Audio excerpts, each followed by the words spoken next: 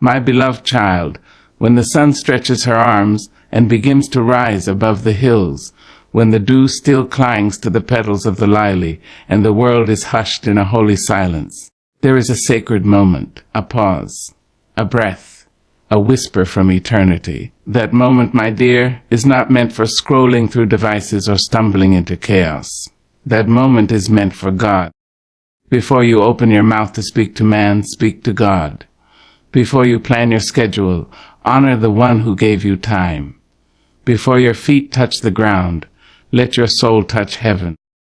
Because when you give God the start of your day, He gives you the strength to walk through it. You see, I've lived long enough to tell you this. Mornings are not merely a beginning. They are a promise. The world is reborn each day, and so are you. It's not just light that comes through your window. It is mercy. It is grace. It is another chance to do it better, to love deeper, to forgive stronger.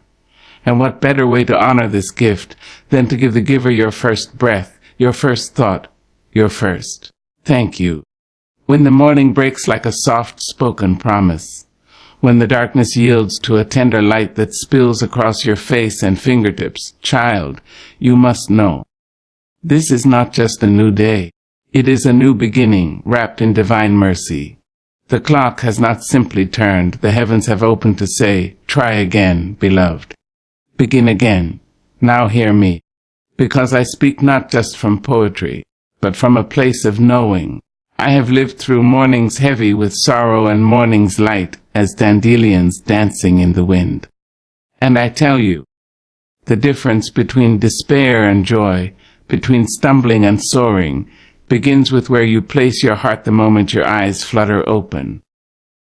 Before you rise and check your calendar, your phone, or the expectations that weigh like bricks on your shoulders, take pause. Take a breath and then take it to God. You see, the morning is the most sacred time. It is the hush before the chewer, the moment before the world begins to shout.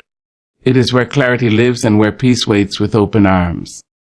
And oh, what a shame it would be to give that sacred silence to anything but your Creator. God deserves the first, not because He demands it with fire and thunder, but because He offers you love that's patient, kind, and enduring. He is not a tyrant, but a lover of your soul. And love, true love, asks to be remembered first. So rise, and let your first words not be complaints, or worries, or sighs too heavy for a morning breeze. Let your first words be thanks. Let your first words be praise. Let your first words carry the fragrance of hope, of surrender, of faith. Good morning, Lord. Thank you for this day. That simple utterance is not small.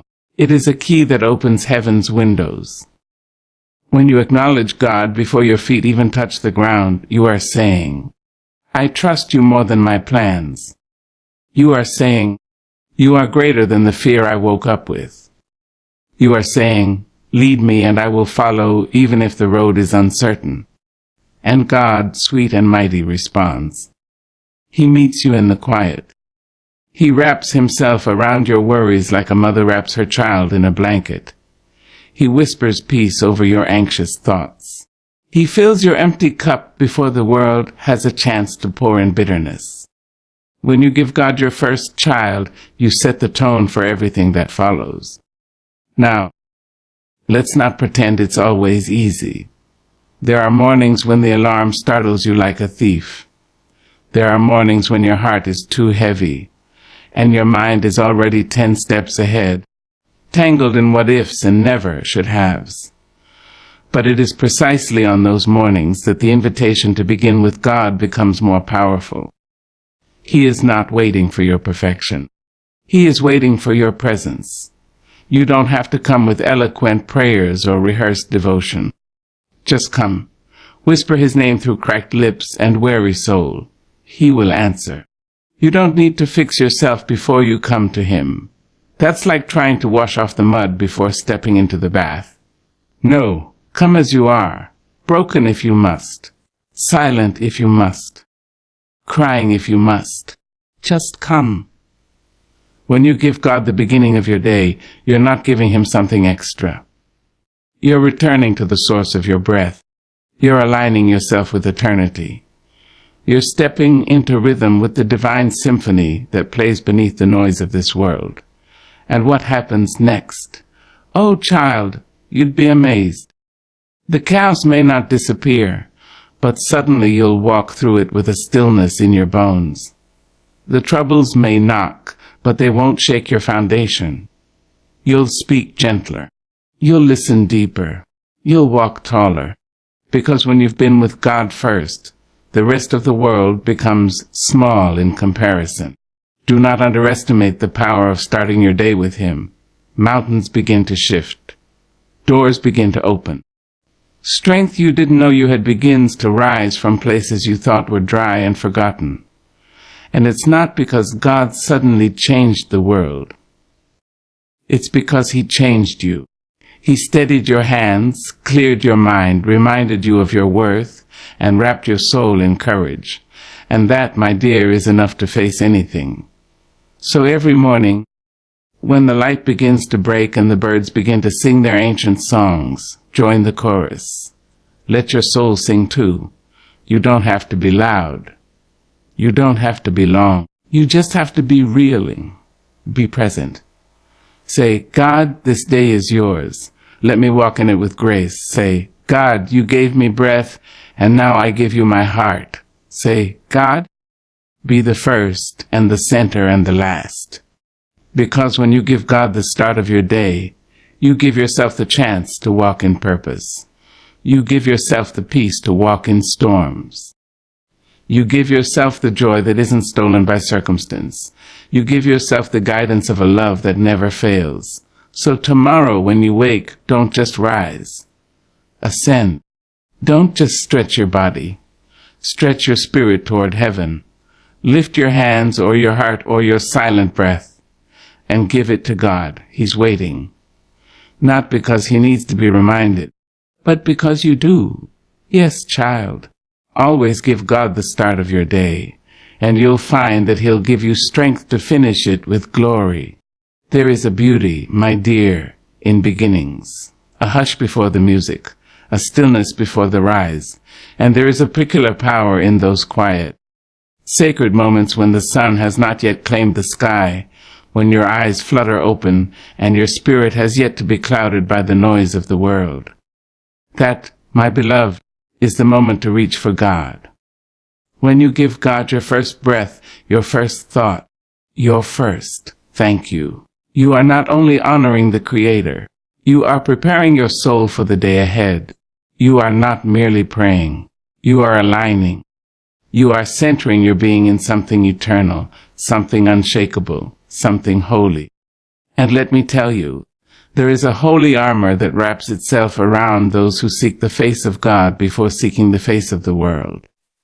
There is a covering that goes beyond fabric, beyond flesh, beyond understanding. When you choose to begin your day with Him, He clothes you in peace. He girds you with grace.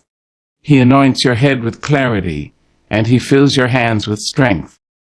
Now, child, I've walked through storms that would have swept me off my feet had I not knelt before God at daybreak. I've stood on battlefields where words were arrows and silence was a sword. And still I stood, not because I was mighty, but because I had made time for the mighty one.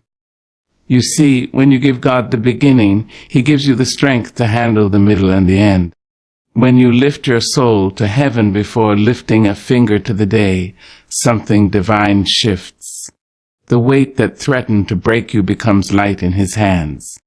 The chaos that waited outside your door finds no entrance, because peace has already taken residence within. And let me say this, you don't need to come with polished words or grand declarations. No, baby, God is not looking for eloquence. He is looking for sincerity. For humility, for a heart that says, I can't do this alone, Lord. Walk with me. When you whisper that morning prayer, even if your voice trembles, even if the tears have already come, God hears you. He leans in close. He draws near to the brokenhearted, and He builds strongholds for the faithful. You give Him the start of your day, and he builds the rest on a rock that no man can shake. It's a holy exchange, you see. You give God your first, and he gives you his best. Your sleepy eyes open and say, "Here I am, Lord." And heaven responds, "Here I am, child." You don't step into the world alone. You step into it guided by the very hand that parted seas, that calmed storms, that healed wounds with just a word. That same hand rests upon you when you rise in reverence. And don't let the world trick you into thinking that morning devotion is just a routine for the righteous. No. It's a lifeline. It's the breath that sustains you before the noise of life tries to drown you out. It's the light that guides your feet before you've even taken your first step. When you rise and give God your first, you silence the lies before they start. You tame the fear before it grows. You shut the door to confusion and open the window to wisdom. That's why the enemy fights your mornings so hard. He knows the power of a woman or man who begins their day in God. He knows that once you've put on your armor of praise, once you've dipped your tongue in prayer, once you've been wrapped in divine light, there ain't no force in hell that can stop you. So don't give away your mornings to worry. Don't let stress steal what was meant to be sacred. Don't allow routine to make you forget the reason. Start each day as if you are standing on holy ground. Because you are. Every morning you wake up is not a coincidence. It is a gift. It is an offering.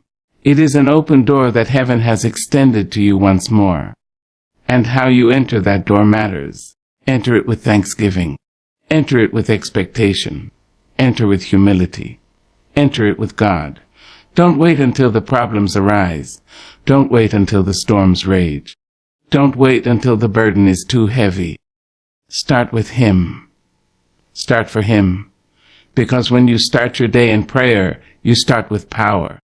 There is something unexplainably sweet about a soul that rises before the sun and says, "Father, I'm yours. Keep me. Use me." That soul walks differently. That soul speaks differently. That soul shines even in the shadows. You want to know how the saints of old endured. How your grandmother, with her aching knees and tired back, still managed to smile in the face of struggle. It wasn't luck. It wasn't money. It wasn't education. It was that she knew how to begin her day with God. That old woman rose with the dawn, knelt by her bedside, and whispered names to heaven. She poured oil over her day before it had the chance to turn bitter. She spoke life over her family before the world could speak death. She laid a foundation that no storm could crack because she understood the power of putting God first. And now, I tell you, carry that legacy. Be the one who begins with the divine. Let the world call it strange. Let them say you're too spiritual. Let them call you old-fashioned. You just smile because you know there is strength in surrender. There is power in praise. There is victory in reverence. When you give God the beginning of your day, you are saying to the universe, "I know who holds my future." You are telling every demon, every doubt, every dark thing that waits to challenge your peace, "I've already been with God, and I am not afraid." So, my dear, make it a holy habit. Before your feet touch the floor, before your hands reach for the world, lift your heart to heaven. Let your soul sing a morning hymn. Let your breath be soaked in gratitude. Let your spirit speak before your schedule does. Because when you give God your first, he will give you strength, grace, and light. To walk the day with confidence, to fight the battles with courage, and to rest at night in peace. There is something sacred about giving, not the kind of giving that's done in public for praise or applause. No baby. I'm talking about that quiet, intentional, deeply personal giving, the kind you do when no one is looking but heaven. That kind of giving is the trust kind. And among all the gifts you can offer, there is one that ripples into every corner of your life, giving God your best. Now, we live in a world where leftovers have become the norm. We give our energy to everything, and everyone. We pour out ourselves into deadlines, distractions, disappointments. We rise each morning and chase business like it's a blessing. But when the dust settles and the rush fades, what do we offer God? A tired prayer, a rushed whisper, a distracted nod. Oh, child, that's not how it ought to be. God is not your afterthought. He is not the last seat at your table. He is not the one you visit when you've run out of other options. No, beloved, God is the breath that fills your lungs, the love that wakes you up, the power that walks beside you, and the mercy that carries you when you can't walk yourself. He deserves not what is left over, but what is first, what is pure, what is best. There is a rhythm to reverence, a beat to belief. And when you begin your day by giving God your best, your full heart, your clear mind, your honest soul, you step into that rhythm. You walk in step with the divine. You see, when you rise in the morning, before the world has put its fingerprints on your thoughts, before the headlines shake your faith, before your schedule screams for your attention, that moment is rich with purpose. That's when your offering is untainted. That's when your praise is pure. That's when your gift is most powerful. Don't save your praise for after the storm has passed. Don't wait to call his name once you've climbed out of the valley. Start with him. Give him your morning joy, your morning tears, your morning breath. Let your first inhale be worship. Let your first exhale be trust. Because giving God your best doesn't mean waiting until everything is perfect. It means offering your heart in the mess. It means praying when you don't have the words. It means singing when your voice shakes. It means trusting when your world doesn't make sense. That, my dear, is your best. And God honors that. Now, don't confuse best with performance. You don't need a stage. You don't need fancy words. You don't need to sound like the preacher or the poet. All you need is truth. A truth that rises from the deepest part of your being and says, Lord, I give you all I am. Not what I've perfected, not what I've polished, but what is real. There is something so powerful about realness. When you give God your best, you're not giving him the filtered version of you. You're not giving him what you think he wants. You're giving him you, the raw, unedited, wide-open version. And that, child, is the gift that reaches heaven. So don't hold back. Don't shrink your praise to fit the mold of tradition or routine. Don't hide your need behind pride. Don't tuck your pain behind a smile. Bring it all, lay it bare. That's your best. Think of the widow in the scriptures who gave just 2 small coins. It wasn't much in the world's eyes, but in God's eyes, it was everything. Because she gave out of her soul, not her surplus. She gave with reverence, not reluctance. She gave first. And heaven took notice. The same is true for you. When you give God your best, heaven leans in. Angels hush. Grace begins to flow. Doors begin to open. Peace begins to settle. But when you give God your leftovers, what's left after your energy is spent, after your time is gone, after your joy is drained? It's like offering cold ashes instead of fire. It's like giving bruised fruit instead of the harvest's first bloom. God isn't looking for perfection, child. He's looking for priority. Ask yourself this: does God get the first beat of your morning or the last breath of your night? Does he get the whole heart or just the piece that's left after the world has had its way with you? The answer isn't meant to shame you. It's meant to wake you. Because when you begin to give God your best, you'll see that your best becomes better. Your mornings carry more joy. Your steps feel more steady. Your words hold more weight. Your peace becomes unshakable. There is a richness that comes when your soul is aligned with heaven, and that richness cannot be bought, faked, or borrowed. It is born out of devotion, out of reverence, out of love. And love, true love, doesn't give what's easy. It gives what matters. So give God the best of your words. Let them be soaked in gratitude and faith. Give him the best of your time. Offering the morning when your mind is still and the world hasn't yet pulled you away. Give him the best of your intentions. Not only to be blessed, but to be a blessing. Let your life become an offering. Let your day begin at the altar. Let your soul rise before your body does and say, "This is yours, Lord.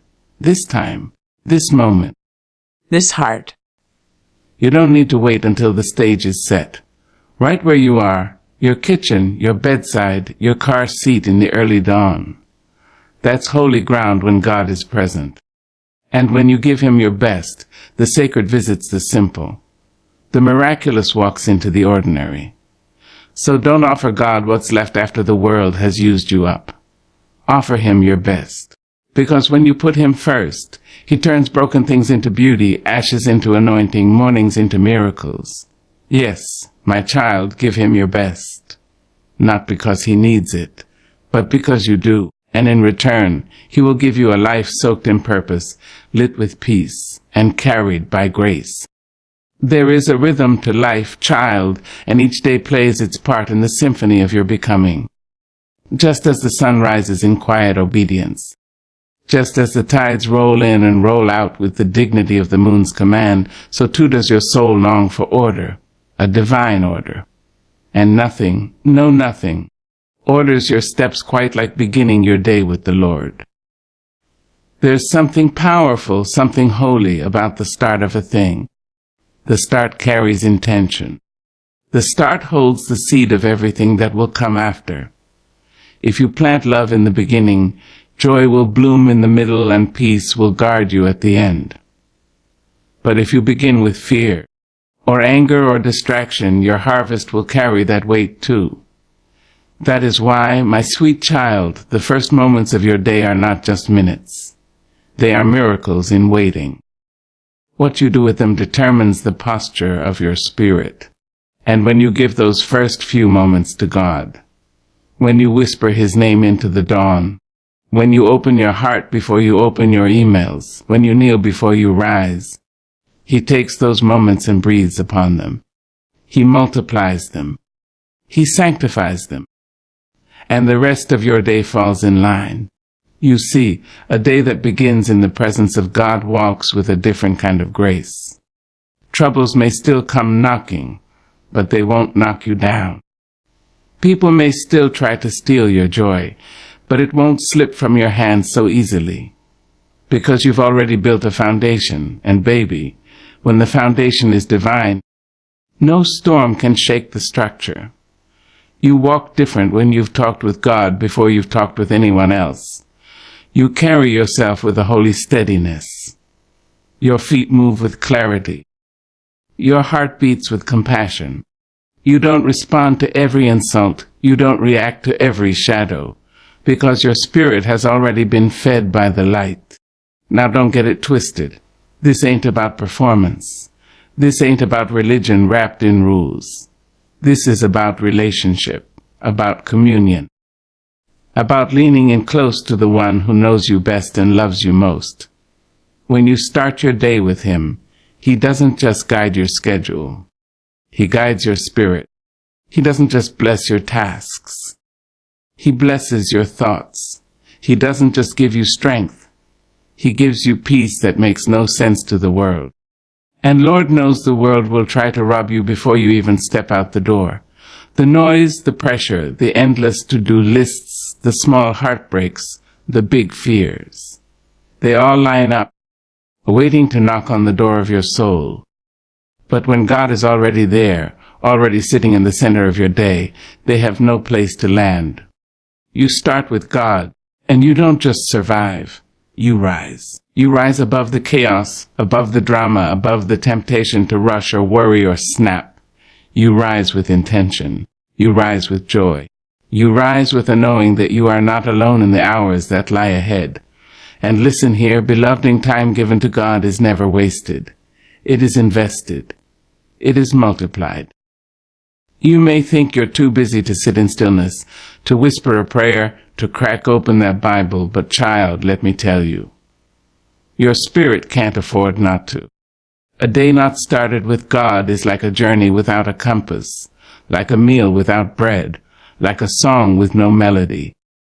You can move through it, sure, but there'll be something missing. There'll be a piece of you still hungry, still wandering, still waiting. But when you begin with Him, everything changes.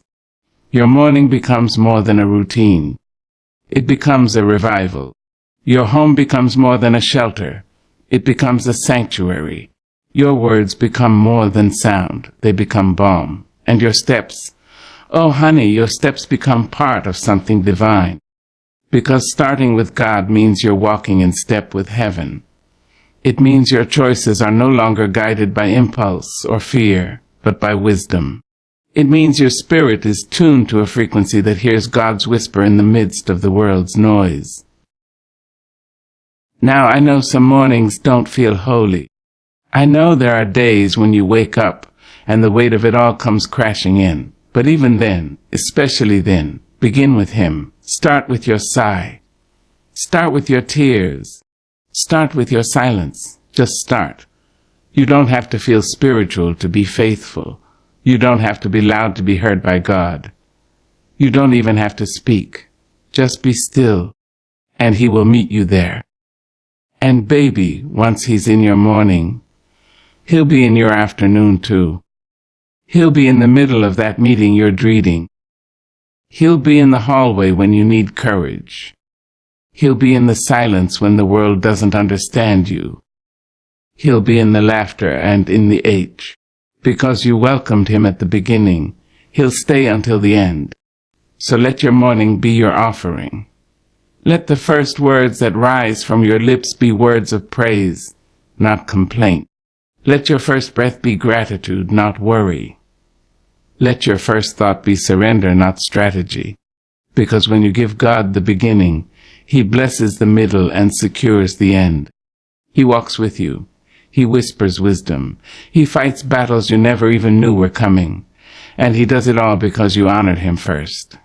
So tomorrow, when the light creeps through your window and the day begins again, don't just rise. Rise intentionally. Rise with purpose. Rise with God. Start with Him, and I promise you, He'll finish the day with you. He'll carry you when you're weak. He'll calm you when you're restless. He'll guide you when you're lost. And He'll rejoice with you when you win. Start with Him, and you won't just go through your day. You'll grow through it. You'll move from wary to wise, from rushed to rooted, from scattered to sacred. Because when you start your day with God, you are not just living, you are living on purpose. There is a quiet truth, my darling, tucked deep in the folds of our daily living. A truth that too many overlook, too many forget, and far too many abandon in the hustle of the world. And it is this: when you make it a daily habit to seek God in the morning, you don't just awaken your body, you awaken your relationship with the divine. See, relationships need tending. They need water. They need warmth. They need presence. And your relationship with God is no different. You cannot build intimacy with absence. You cannot hear His voice if you do not lean in close. You cannot feel His arms if you keep running past His embrace. But oh, child, when you rise each day with a yearning for heaven, when your first thought, your first whisper, your first breath belongs to the Lord, you build a bridge between earth and glory, a pathway between the dust of your life and the majesty of God's heart. And that bridge, walked daily, becomes a sacred road that leads you not just to blessings, but to belonging. Each morning is a chance to draw near. Each morning is a call to come closer. Each morning, God waits, not in impatience, not in demand, but in love. He waits not because He needs your words, but because He longs for your presence. Yes, my dear, the Creator of the stars desires your company. Imagine that. This is not religion, this is relationship. And relationships are nourished in the regular, in the everyday, in the rhythm of repetition. A husband and wife grow in lot not only through grand gestures, but through quiet conversation, through shared mornings, through the sacredness of time spent. And so it is with you and God. When you make seeking Him a habit, something happens. Oh yes, something happens. You begin to recognize his voice, not just in church pews or preachers' words, but in the wind that brushes your face, in the birds that serenade the dawn, in the way your heart skips when he whispers, "I am here." That kind of knowing, child, does not come in a rush. It comes in the stillness of repeated mornings. It comes in the kneeling when no one is watching. It comes in the choice to show up every day, even when the skies are gray, even when your heart is tired, even when your faith is small. Because let me tell you, faith grows best in the soil of consistency. 1 day becomes 3. 3 days become 7. A week becomes a month. And before you know it, you're not just visiting God, you're dwelling with him. He becomes not just your savior, but your friend. Not just your provider, but your confidant. Not just your Lord, but your daily joy. And you'll begin to see it too, in the way peace settles on you like morning dew, in the way strength rises in you like the sun, in the way wisdom finds you even in silence. That's what happens when you give God your mornings faithfully, not perfectly, but faithfully, day by day, word by word, breath by sacred breath. There will be mornings when the world feels too loud and God feels too far. There will be days when your prayers feel dry and your spirit feels dull. But press on, child. Press in. Keep showing up. Because relationships are not always fireworks and fanfare. Sometimes they are quiet, simple, and still. And that stillness is holy too. God is not measuring your eloquence. He is watching your heart. He is not grading your prayers. He is receiving your presence. He is not counting your words. He is counting your devotion. And oh, what power lies in devotion. Devotion is what carried our grandmothers through the days of no options. It is what gave strength to our ancestors who woke up before dawn, bent tired knees, and still managed to whisper, "Thank you, Lord." It is what kept the weary soul from giving up and the broken heart from staying shattered. Devotion is not dramatic, but it is divine. So if you want to hear him more clearly, seek him more often. If you want to know him more deeply, meet him more faithfully. If you want to love him more fully, greet him each morning like a long-awaited friend. Don't wait for Sunday. Don't wait for a crisis. Don't wait until you're empty.